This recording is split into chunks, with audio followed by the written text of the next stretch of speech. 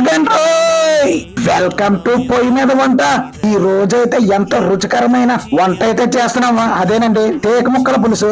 ఆ ముక్కలు చూసారా ఎలా ఉన్నాయో, చున్ను ముక్కల్లాగా. ఆ తేక చేప అయితే చిన్నపిల్లలే కాదు, పెద్దలు ముసలోళ్ళు కూడా, పళ్ళు లేని వాళ్ళు కూడా ఈజీగా తినేయొచ్చు. ఆ కట్ చేసిన తేక ముక్కల కోసంత ఉప్పు వేసి బాగా కడుక్కొని నీసు వాసన పోయేంత వరకు, ఆ కడిగిన ముక్కల కోసంత కారం, కోసంత ఉప్పు, కోసంత నూనె, ఒక ఉల్లిపాయ, 5-6 పచ్చిమిరపకాయలు నిలువుగా కట్ చేసుకొని వేసుకొని, 2 టమాటాకాయలు సగం కట్ చేసి వేసుకొని, అందులో వేసిన టమాటాలని కసబిస బాగా పిసికేసి ఉప్పు కారం మసాజ్ బాగా చేసుకోవాలి ఆ మొక్కలకు పట్టేంత వరకు. అలాగే నానబెట్టిన చింతపండు రసం ఆ మొక్కల్లో వేసుకొని బాగా సయ్యట్టి బాగా కలిపి మన పొయ్యి మీద ఎట్టుకోవడమే. ఆ పొయ్యిలోంచి వచ్చే సన్నని మంట మీద ఆ మొక్కలు బాగా ఉడుకుతుంటే అందులో నుంచి గుమ్మగుమ్మలాడే వాసన బయటకు వస్తుంది.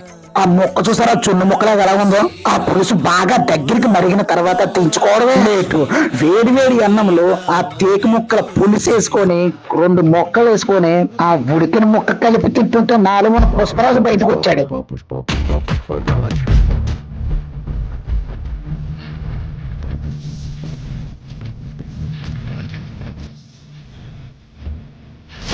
మా పాప చూడండి, అబ్బో సూపర్ అంటుంది. మా ఇళ్ళైతే ఆ రుచిని ఆస్వాదిస్తూ ఆ బొడ్డోడికైతే పుష్పరాజు లోనకు దూరినట్టున్నాడు.